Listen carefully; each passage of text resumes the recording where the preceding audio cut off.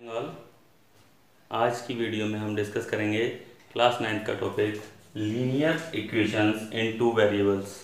तो linear equation in two variables के बारे में देखिए, लीनियर इक्वेशन का मतलब होता है ऐसी इक्वेशन जिसकी डिग्री 1 हो इन टू वेरिएबल्स, यानी कि वेरिएबल कितने होने चाहिए उसमें 2 होने चाहिए।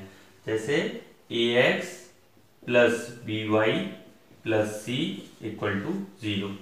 तो यहाँ देखिए इस इक्वेशन की डिग्री कितनी है 1 है, x की पावर भी 1 है, y की पावर भी 1 है, इसका मतलब इसकी डिग्री कितनी हुई 1। और ये वेरिएबल भी इसमें कितने हैं 2 हैं। तो इसका मतलब ये इक्वेशन कैसी हुई, linear equation in two variables. ठीक है, जैसे एग्जांपल के लिए और देख सकते हैं, जैसे 2x minus 5y plus 7 equal to 0। तो ये इक्वेशन जो है देखिए ax प्लस by, अब यहाँ प्लस by था या माइनस 5y है, तो इसको हम कन्वर्ट करके इस फॉर्म में लिख लेंगे ऐसे 2x plus minus 5y plus 7 equal to 0। देखिए कंपेयर करेंगे आप तो a की वैल्यू कितनी हो गई यहाँ से 2। देखिए यहाँ x का कोएफिशिएंट कितना था a और यहाँ x का कोएफिशिएंट कितना है 2, तो a इक्वल टू 2 कंपेयर कर लिया। इधर देखिए y के साथ कोएफिशिएंट b है और यहाँ y के साथ कोएफिशिएंट -5 है, तो b इक्वल टू क्या हो गया -5। क्लियर। इसके बाद देखिए कांस्टेंट टर्म यहाँ क्या है c और यहाँ कांस्टेंट क्या है 7, तो c इक्वल टू कितना हो गया 7। तो इस तरीके से हम कंपेयर करके a b और c के बारे में पता कर सकते हैं। a b c क्या है, यहाँ पर a जो है वो coefficient of x, b is the coefficient of y and c is the constant term. Clear. अब जैसे इक्वेशन अगर दी हुई होती x upon 2 minus y upon 3 is equal to 4 जैसे, ठीक है। अब इस इक्वेशन को पहले हमें सिंप्लीफाई करना पड़ेगा। एलसीएम लेंगे, इसका कितना आएगा 6, 2 3 या 6, 3 1 3x माइनस 3 2 या 6, 2 1 2y is equal to 4 upon 1 मान के हमने इसका क्या किया क्रॉस मल्टीप्लाई किया, तो ये हो जाएगा 3x minus 2y is equal to 6 4 24। Clear.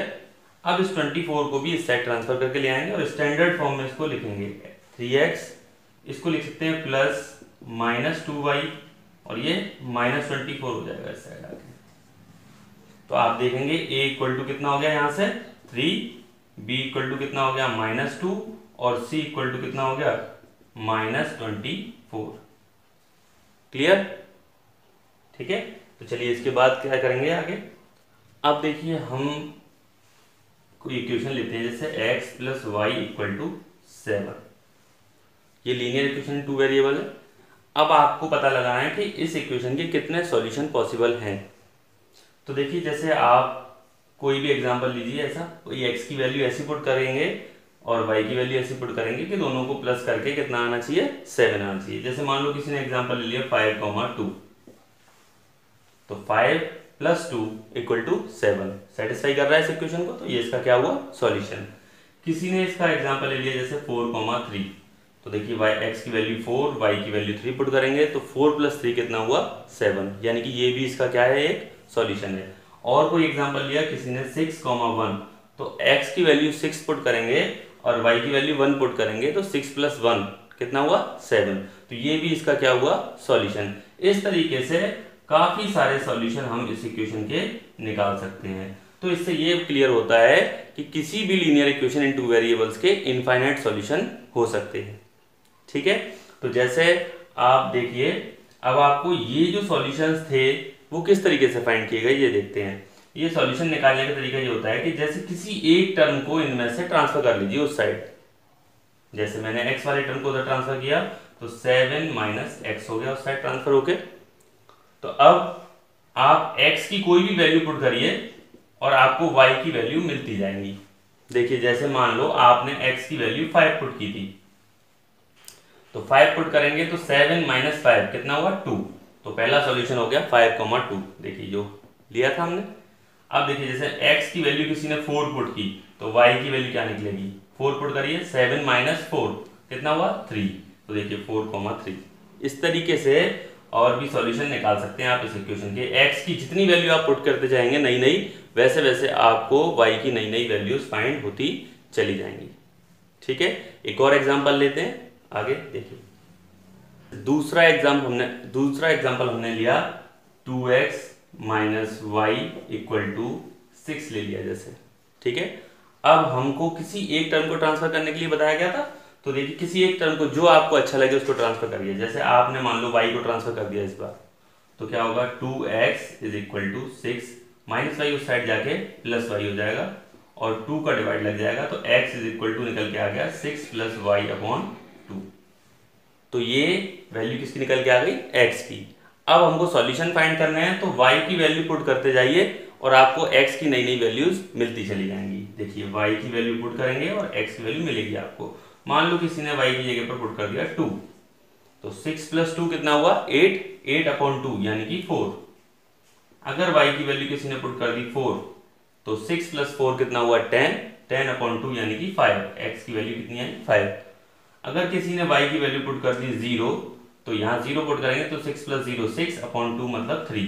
तो इस तरीके से आपको पता लगा सॉल्यूशन इसके कौन कौन से निकले, 4,2 निकला, 5,4 निकला और 3,0 निकला। तो इस तरीके से आप कितने भी सॉल्यूशन किसी भी इक्वेशन के फाइंड कर सकते हैं। क्लियर, चलिए आगे चलते हैं। अब एक क्वेश्चन देखते हैं, find the value of k, find the value of k for which the equation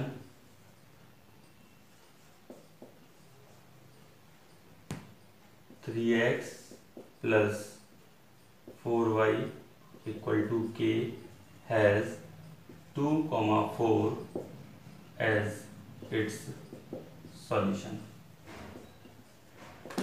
देखिए k की वैल्यू फाइंड करनी है, जिसके लिए 3x plus 4y equal to k has 2,4 as it solution, यानी कि 2,4 जो है वो इस इक्वेशन के क्या दिए हुए हैं, सॉल्यूशन दिए हुए हैं। यानी कि x की वैल्यू 2 और y की वैल्यू 4 इस इक्वेशन को क्या करेंगे, सेटिस्फाई करेंगे। तो हम x की पे 2 पुट करते हैं, तो 3 इंटू 2 प्लस 4 और y की वैल्यू कितनी पुट करेंगे यहाँ पर 4 इक्वल टू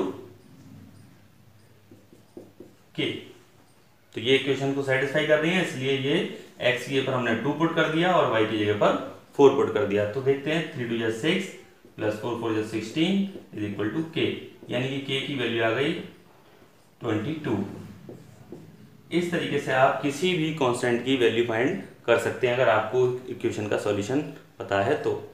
ठीक है, एक और इम्पोर्टेंट एग्जाम्पल के बारे में डिस्कस करेंगे, एग्जाम्स में काफ़ी इम्पोर्टेंट है, आने आ सकता है।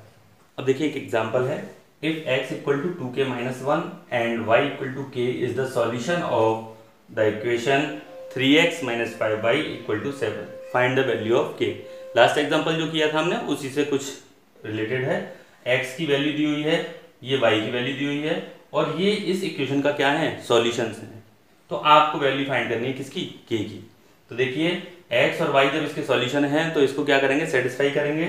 तो 3 और x की वैल्यू कितनी है 2k माइनस 1 माइनस 5 और y की वैल्यू कितनी है k is equal to 7। Simplify करिए, 3 2 6k माइनस 3 का मल्टीप्लाई 1 से होगा, 3 1 3 minus 5k is equal to 7।